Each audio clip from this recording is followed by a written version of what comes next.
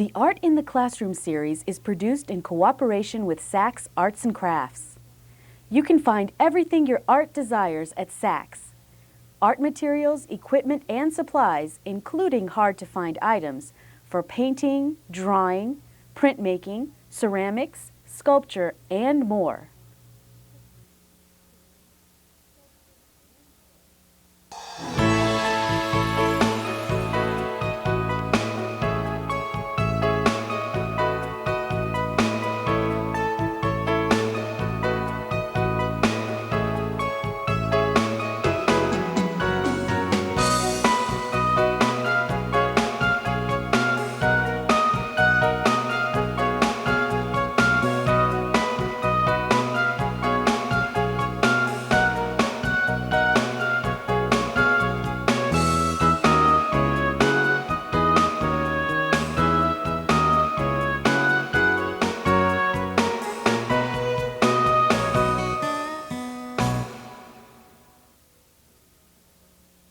The world is full of color. Nature inspires many of the colors that we use in decoration. Color brings art to life and even adds emotion and meaning to simple drawings. Artists can use color to grab our attention or to soothe us. In order to choose colors that convey a certain message, artists must understand how we perceive it. Hello. Welcome to Color Concepts. I'm Milan Dillard, and today we are going to be exploring color concepts as they relate to creating art.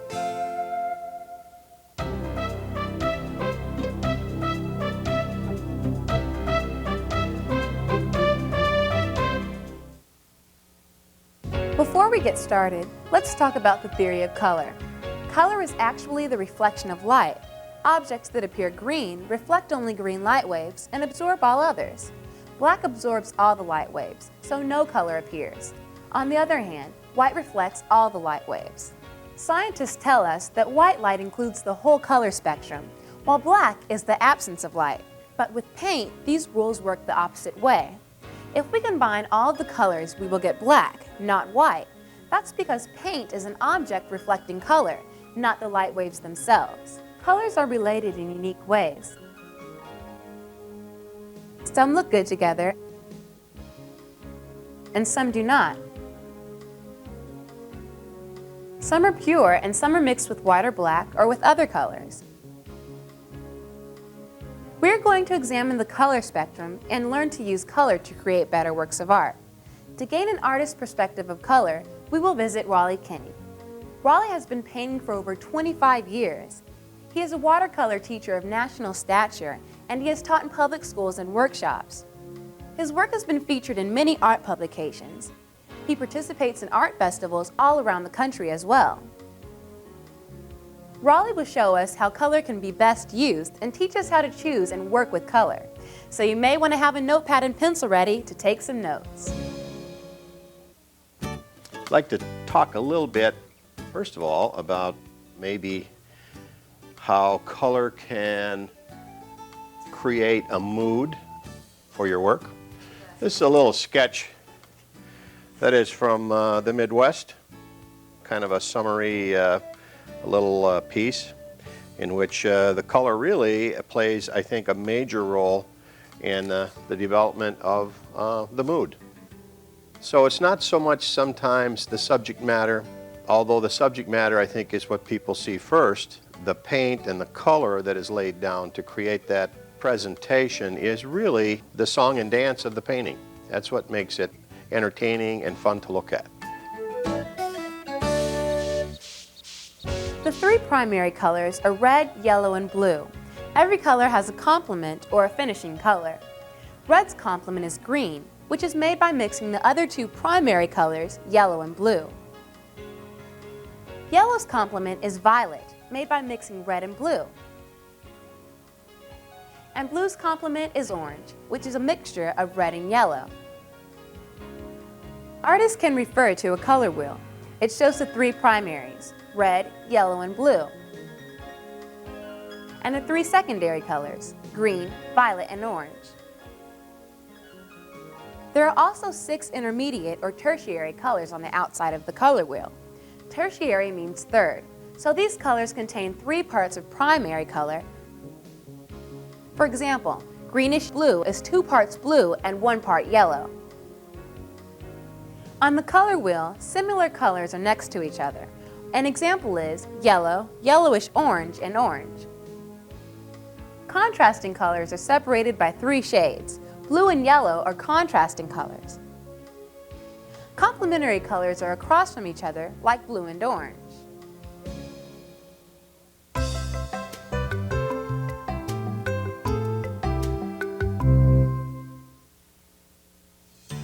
Let's talk a little bit about the way an artist maybe would approach his palette in terms of the primaries and the secondaries and how he might use them. I think many times artists tend to not use pure color on their paintings.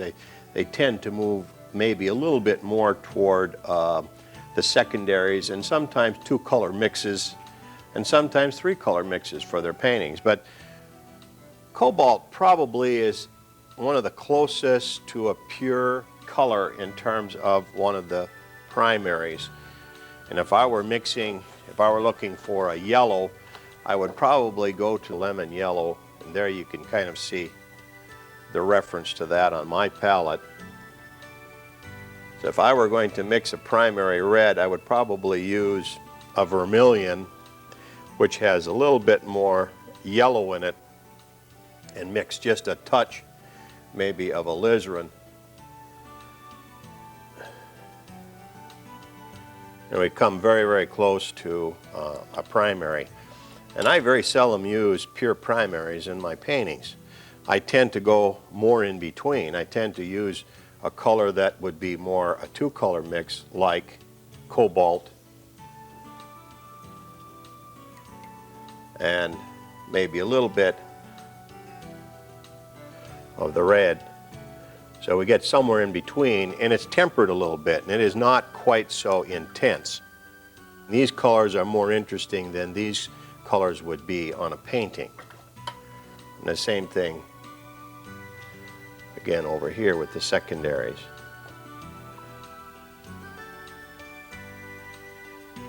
So I think sometimes that's what artists tend to look for, is colors that have a personality, much more fun to look at. We can talk a little bit about some of the paintings that I have standing around here in the studio. And this is a piece where you see a lot of complements used, the reds next to the greens, even on the posts where you see a lot of the shadow and that sort of thing. You see lavenders, and you see the complement of the lavenders within that same post. A lot of interesting complements that run through the painting. You also see the blue on the shutters, and it complements the orange of the tile on the roofs. It's just a great complement, one against the other, and it helps to make each part even more colorful.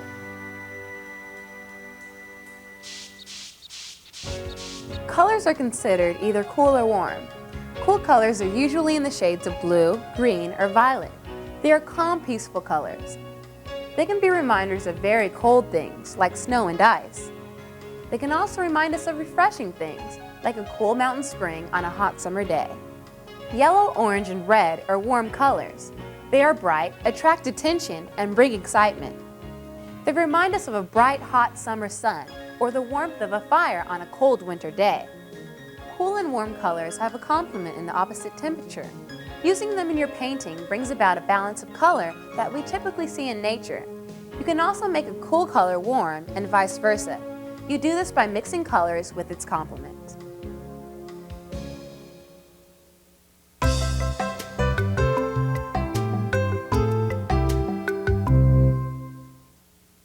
This particular piece, of course, has a tremendous dominance of cool, but to offset that, there are some wonderful lavenders that run through that piece and give it a nice sense of change. This piece is very, very unified. Even within the blues and within the very cool areas, you will see a lot of this lavender that sort of runs through it. Okay, let's paint a painting. All right, we're going to start with these nice, cool colors. We'll paint right through a lot of this, okay?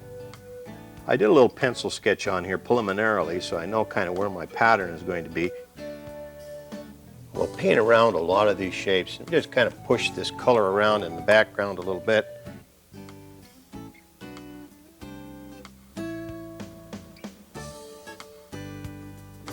The main thing is to lay it on so that you have nice healing of color, so the surface stays nice and damp as you're painting it. So you get a nice flow of color. Yeah, we have first layer of color on there, just like that. Okay, we're going to put a second layer of color on. We do the same thing. We're going to use just a little stronger color this time, and we're going to lay some color in here.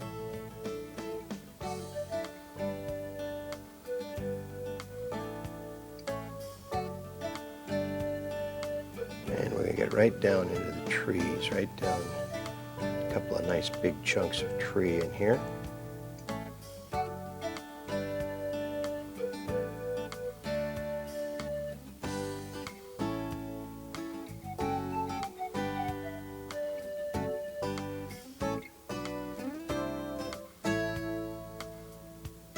Then let's, in the foreground, let's put in some nice shadows here on some of the buildings. Really make this area in the foreground stand out nice.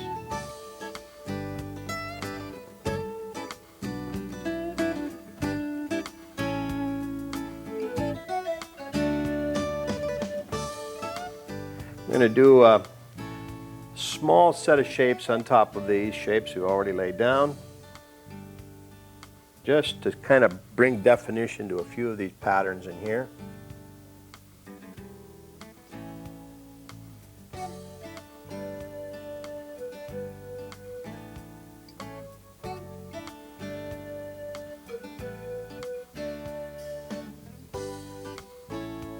We'll just kind of push some of these colors and kind of tie everything together with some of these darks.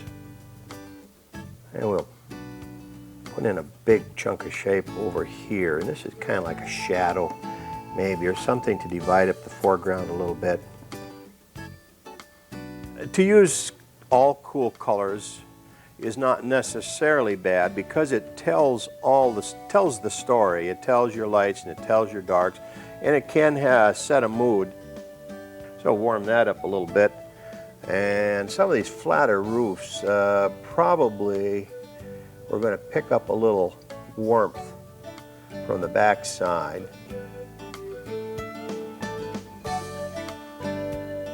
And in the area where we want the center of interest to be, where our lightest lights are and our darkest darks, we just lay in a few little colors in there to give it a little snap. I think that the warms have a tendency to be maybe a little bit more entertaining. They certainly will draw attention and bring it more interest maybe to your focal point or your center of interest.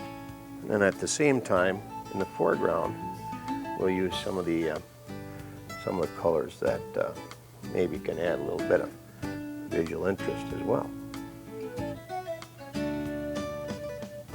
A little bit of warmth goes a long way, and you can just see the little touch of warmth back in here, a little warm up here, a few accents in the trees, and then right around the building, and you really bring attention. And we still have a dominantly cool theme, but the warmth just kind of gives it a little bit of entertainment, a little bit more entertainment, and brings attention to where we want the viewer to be. And it kind of rounds out the painting, just gives it a nice sense of completeness, a nice sense of totality.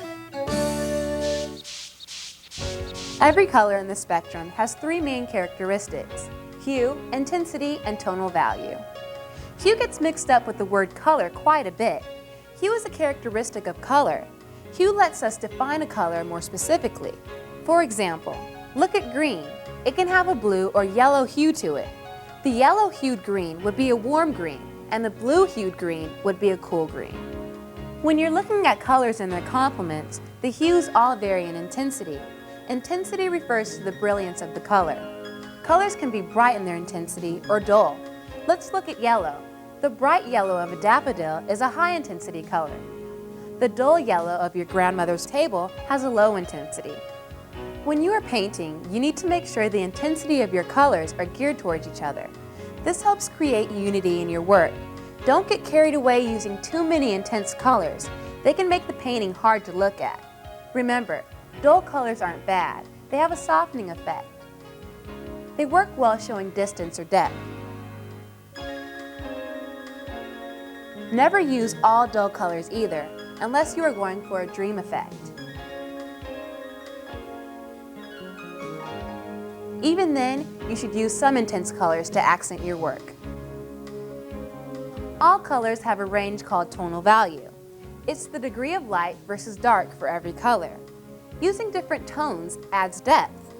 Different tonal values also show contrast and make things look more realistic. Value comes from the mixing of white or black into pure colors. Light tone colors have a lot of white mixed in and add illumination. Dark tone colors have black mixed into them and help to create nice shadows. Look at this value chart. There are many values between black and white.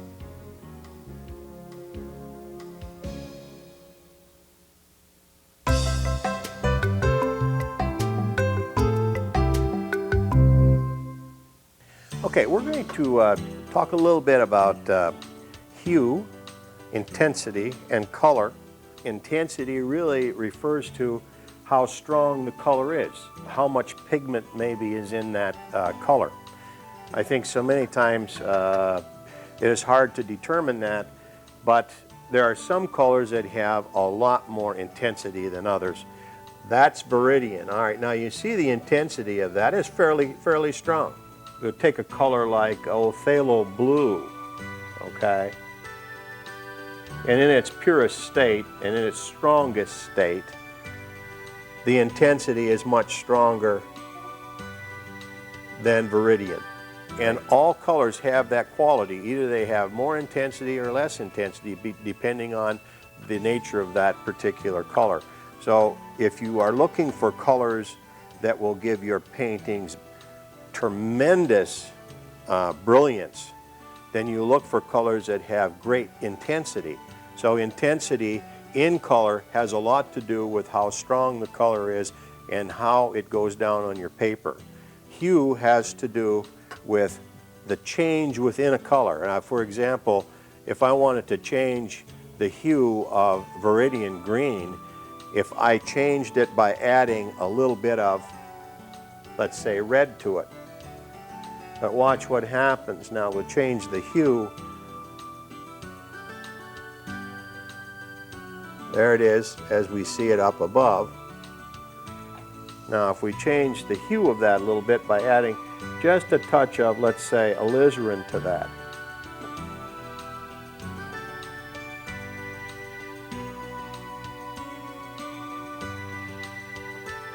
All right, now that's still viridian green, but we've changed the hue of it. Tint is really when you add white to a painting. And what we'll do is we'll just make a scale here, starting out maybe with a light tint and moving toward a tone within that same color. Let's take a color that has a nice range, okay? A color maybe like, we can take a little bit of vermilion, okay?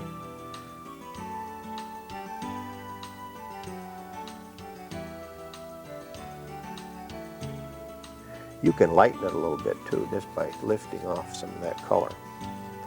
There you get a much more of a tint. You can say, okay, let's go to a little bit darker color, moving more toward a tone. You say, okay, there's a little darker color. There, we've toned it down a little bit by using a neutral. You can use black, or you can use Payne's gray.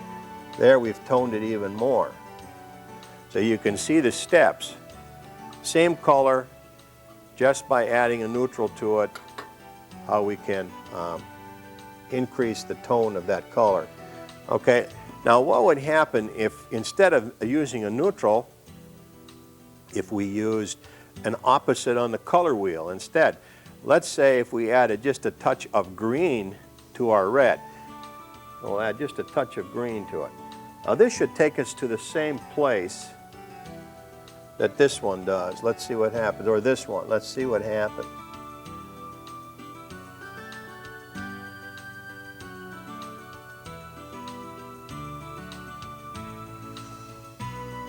That's pretty close. Now this one we added a neutral like a black or a gray to it. This one we added a complement to it, which was the green on the color wheel. You could actually make a total painting perhaps out of one of these colors. You could use either blue or red or green if you wanted to, and do actually a whole painting by just changing, by using a complement with it, or by using just a neutral. You can change the value of that color and the intensity of that color to make it a darker tone. We've discussed colors and some of their characteristics. The trick to painting is combining them in a way that is attractive to the eye. You do this by incorporating different color contrast, like hue, light dark, cool warm, and complementary. Contrast of hue is the difference between the colors used. The strongest are between red, yellow, and blue. Some examples are early stained glass and folk art. Botticelli liked to use contrast of hue, and so did modern painters like Picasso and Matisse. Light-dark contrast integrates the lightest and darkest tones of a color in a work. The strongest light-dark contrast is obviously black and white. A lot of Asian and European art incorporates light-dark contrast. These Japanese ink drawings are good examples.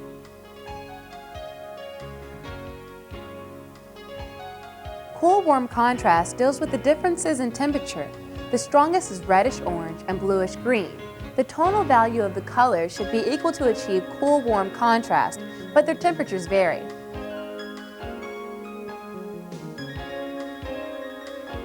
Use two contrasting vivid colors or two contrasting dull colors to get the most out of the contrast. Monet and Renoir both used cool-warm contrast in their impressionistic works. Complementary contrast deals with the primary colors and their complements. Lots of things in nature have complementary contrast. For example, brilliant red flower petals against the deep green of their stem, or the bright orange of a sunset that lies below the darkening sky.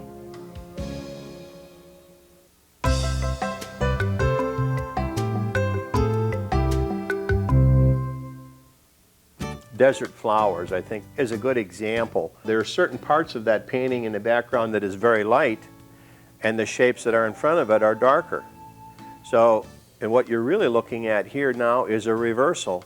It's where the background changes from dark to light, and you have the also that same alternation on your shapes that are in front.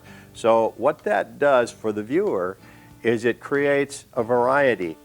A good example is the horses in this painting. I think what you really see here, the shadows within the horses' bodies themselves are really warm combinations of the colors that I use in a more tinted manner on the highlights of the horse.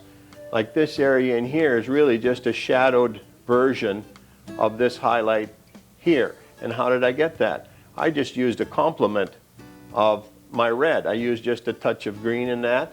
So I got this very nice, very cool kind of red that kind of went in here for the shadows. And what it does is it gives shape and it gives volume to the object that you're painting. If I were to take, let's say, a series of warm colors, you can say, okay, let's take some nice warm colors here. We'll try to get as many warms and near warms as we can. Maybe even a little bit of nice warm yellow in there. Yeah, that's nice. Nice feel. Nice feel. All right, now what happens when we do something to build the contrast a little bit? As soon as we start building contrast, now watch what starts to happen to these colors. As we see them now, we see them fairly nicely related to one another, and they seem to have a lot of pizzazz. but we can increase that pizzazz by using contrast. Okay, now let's do another one over here using some of those same colors.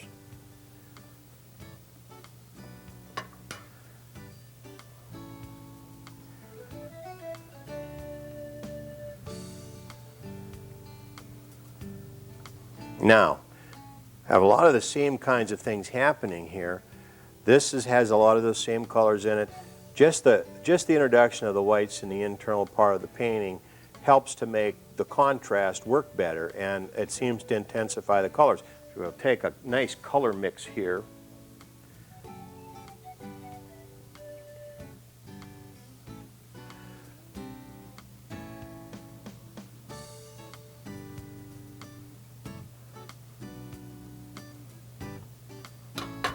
Now what begins to happen is you begin to see much stronger contrast, and suddenly these colors seem to be much more intense and much stronger than these colors over here. So in a painting, if you want to intensify a color or if you want to bring more contrast to an area, save some whites and put some darks next to it. And if you do that, you will find you add a great deal of excitement to your whites and also to your colors. Every day that I paint, I learn more about color and how to use color. I think that if you go into this business of painting with an open mind and look for ways that you can use color in an inventive and innovative way, I think you're going to find that you can make a very personal statement in your work about what color means to you and what it can mean to the people that view your work. The key to achieving an effective scheme is choosing a good blend of values and intensities. Keep in mind that your strongest contrast should appear at the point of emphasis. The degree of contrast in the outlying area is more subtle and slowly builds toward the focal point. This creates movement for the eye to follow. Now that you've learned about the concepts of color, you probably have some great ideas for incorporating them into your work. Maybe we'll see your work in a place like this someday. Well, see you next time.